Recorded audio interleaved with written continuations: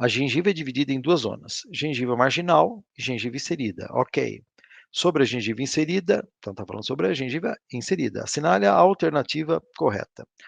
Sua superfície é lisa em contraste com a da gengiva marginal? Não, né? Ela normalmente é o contrário, né? Ela pode não ser lisa. Aqueles furinhos, né? Aqueles furinhos, eles aparecem, né? Aquela aparência de casca de laranja, em função daquele imbricamento que existe entre ah, cristas epiteliais com as papilas do tecido conjuntivo. Forma uma faixa de 1 a 2 milímetros de largura ao redor do colo dental e a parede externa do sulco gengival, que tem de 0 a 2 milímetros de profundidade. Então, ele está falando aqui da gengiva marginal livre, ele não está falando da gengiva inserida nessa B.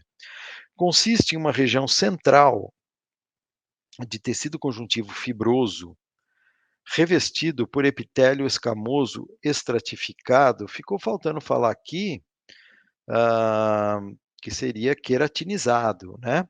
E essa consiste em uma região central, é um pouco dúbio o que é uma região central, né? Mas vamos ver a última aqui. É um mucoperiósteo que está firmemente ligado ao osso alveolar subjacente. A resposta mais adequada seria essa, né? É um tecido, é uma mucosa que se liga ao osso, então é periósteo, tá? E está firmemente ligada a esse osso. A resposta mais adequada seria essa última. Vamos lá. Sobre a gengiva, analise as proposições abaixo. É a parte da estrutura de suporte dentário do periodonto e que, por meio de formação de uma conexão com o dente, via sulco gengival, protege os tecidos subjacentes de inserção dentária contra o ambiente oral. Então, é uma estrutura de suporte dentário do periodonto e que, por meio da formação de uma conexão com o dente, via sulco gengival, protege os tecidos subjacentes da inserção dentária contra o ambiente oral? Sim, né? É a parte da mucosa bucal que circunda o dente e envolve o processo alveolar? Então, eu poderia falar também que é uma parte da mucosa que está em volta do dente e envolve todo o processo alveolar? Poderia falar. É independente da presença do elemento dentário. Assim, quando os dentes são extraídos, a gengiva permanece? Não, a gente sabe muito bem, e isso é um problema para quem faz implante, que muitas vezes, quando você extrai essa gengiva, ela vai embora, tá? Ela é ligada ao dente. Quando o dente vai embora, ela pode simplesmente ir embora também, essa gengiva queratinizada. E isso é um problema para quem faz implante, ou seja, você só tem mucosa alveolar e praticamente nenhuma gengiva. Muitas vezes necessitando até de ter que se fazer um enxerto gengival para depois poder fazer um implante, que a gente sabe que hoje em dia um dos motivos de peri-implantite é a falta de gengiva queratinizada ao redor dos implantes. Bom, então essa 3 aqui, ela estaria errada. Então é a 1 e 2 apenas. Pode-se atribuir somente ao amálgama a seguinte propriedade. Isso aqui está super fácil. Então, somente ao amálgama a seguinte propriedade. Desgaste menor do que a do esmalte dental? Não, não existe isso. Redução da infiltração marginal com o tempo? Sim, já vou falar sobre isso. Biocompatibilidade com tecido periodontal? Infelizmente, não. Efeito anticariogênico? Infelizmente, também não. Então, o que acontece com essa infiltração aí, redução dessa infiltração? Como eu já adiantei para vocês, o amálgama, por ser metal, ele sofre corrosão. Só que essa corrosão, ela é controlada, tá? Como que ela é controlada? Na liga do amálgama, eu gosto sempre de fazer essa comparação, já falei 1 milhão de vezes na minha vida, mas é uma comparação bem legal. Você pega lá uma receita de bolo. No bolo, você tem os ingredientes secos e o ingrediente úmido, né? Que é o leite, ovo, água, enfim, óleo que você usa lá no bolo. No amálgama, o ingrediente úmido é o mercúrio, o famoso mercúrio. E o ingrediente seco são ligas de metal ou ligas de prata, tá? É mais conhecido como liga de prata, mas são vários outros componentes que fazem parte também. Um dos componentes que tem nessa liga é o cobre. E o cobre é o principal ingrediente do meu bolo para controlar o fenômeno de corrosão do metal. Vai ser inerente ao amálgama sofrer corrosão. Agora, quando eu tenho uma liga com alto teor de cobre, eu tenho um controle de corrosão excelente. Beleza. Sabendo disso, e sabendo que meu material vai sofrer corrosão, eu posso ter uma corrosão em qualquer lugar dele, não posso? Posso ter só na superfície, pode acontecer no corpo da restauração.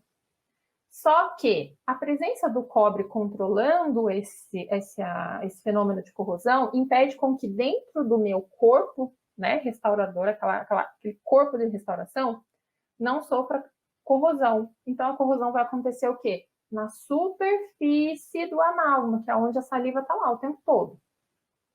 Beleza, então eu já sei que está controlada a corrosão e que ela vai acontecer só na superfície. Quando ela acontece na superfície, ela vai acontecer em toda a superfície. Não é só no centro do amálgama, vai acontecer também na interface dente-restauração, certo? Quando ela acontece na interface dente-restauração, os resíduos não é a palavra, mas o resultado dessa corrosão, os materiais resultantes dessa corrosão, eles vão acumular nessa interface dente-restauração e vão fazer o quê? Selar a restauração. E o que é a infiltração de uma restauração? Seja amálgama ou seja resina. Não é infiltrar entre dente e restauração? Nesse caso não vai acontecer porque houve, ó, guarda essa palavra, um autosselamento do amálgama. Então, os produtos da corrosão do amálgama selaram a superfície, a interface, dente-restauração, reduzindo a infiltração marginal da restauração. É aquela restauração que eu falei, que você olha, um amálgama de 20 anos, que está com aquele aspecto mais marronzinho, né? Que os produtos da corrosão deixam ele mais ou menos marrom ou um pretinho, e você pensa em remover, mas não, na verdade aquilo lá é até bom, né? Só que, claro, você faz um polimento e o produto que entrou na interface, você não consegue remover, e beleza. Mas na superfície você consegue deixar ele mais polido, porque um amálgama polido ele dura muito mais tempo ainda. Então, você faz um polimento no amálgama de 20 anos, que o seu paciente já cuidou muito bem, ele vai cuidar por mais 20 anos. Tá? Então, essa é a grande vantagem do amálgama. Um autosselamento. Então, isso é uma longevidade absurda para o amálgama, tá?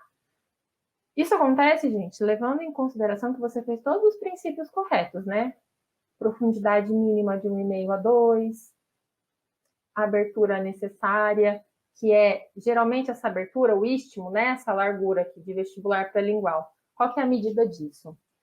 É 1/4 da distância intercuspídea. O que é isso? Pega duas cúspides, a vestibular e lingual. Vai ser X de distância aqui. X. Quanto que eu tenho que ter de abertura? 1/4 desse X. É o mínimo, pode ser mais, mas é o mínimo de abertura. 1/4 dessa distância entre as cúspides, para que o seu amálgama fique ali bonitinho, retido. Tá bom? Então, ó, já falei de abertura, já falei de profundidade, já falei de inclinação, paredes sempre planas, regulares e lisas. Tô tentando puxar aqui. É isso, tá? Para ter sucesso na restauração. E essa questão aqui ó, de autosselamento do amálgama, é uma coisinha que as bancas gostam bastante, tá? Você vai encontrar várias palavras respondendo a mesma coisa aí, desse autosselamento. Vamos lá. Eu gosto do amálgama, viu? Confesso que no consultório eu não faço, mas tem hora que a indicação dele tá gritando ali para fazer, mas eu não faço no consultório, porque é um paciente difícil convencer o paciente de querer, né? E hoje existem resinas excelentes no mercado, excelente. Só que a técnica restauradora para a resina ela é muito minuciosa, né? Ela não aceita em hipótese nenhuma contaminação, ela não vai durar nada. Eu tenho um colega que dá aula comigo que ele brinca com os alunos que o amálgama fazendo errado ele dá certo. Faz errado ele dura uns 10 anos. Resina você faz errado, mês que vem o paciente volta, mês que vem ainda sendo otimista. Volta o paciente para fazer de novo, né? Então, eu sou suspeita aí com o assunto amálgama, mas vamos lá. Com relação às restaurações dentárias com amálgama de prata, vocês podem encontrar bastante esse termo, tá? Amálgama de prata, porque o principal componente da liga dos metais é a prata. Então, pode ser que você encontre esse nome, tá certo. Assinale a alternativa correta. Você vê que ele gosta bastante de achar a correta, né? Então, você tem que sempre achar o erro das questões. Como a amálgama de prata não apresenta adesão química à estrutura dental, a cavidade preparada para sua inserção deve reter e conferir estabilidade à restauração, minimizando o seu deslocamento quando submetida a forças oclusais. Coisa mais linda essa resposta, ó. Fecha aqui tudo que a gente já falou até agora. Vamos continuar. O amálgama de prata necessita de pelo menos 3,5 mm de espessura. Espessura é aquela abertura que eu falei, da distância entre as cúspides. Então, não é 3,5 mm, porque se você pega aqui uma distância intercuspídea, para ter 1/4, faz aí 3,5 vezes 4. Sou péssima de matemática, não vou fazer essa conta. Mas é uma distância muito grande das cúspides, tá? Então, é menor, é muito grande essa condição. E mesmo que eu pense em espessura no sentido de altura, que é diferente, mas vamos lá. Mesmo que eu pense em altura, né? Não é 3,5, é 1,5 mm a 2, no mínimo. Tá? Ele fala que pelo menos 3,5? Não. Só se for na proximal, né? Tá bom? Para que sua resistência seja adequada, necessitando de cavidades além de retentivas muito profundas. As cavidades preparadas de forma que se consiga uma espessura de 1,5 mm de amálgama de prata contraindica o uso desse material de restauração. Até aqui tá certo, ó. Realmente eu preciso de, no mínimo, aquele preparo não oclusal de 1,5.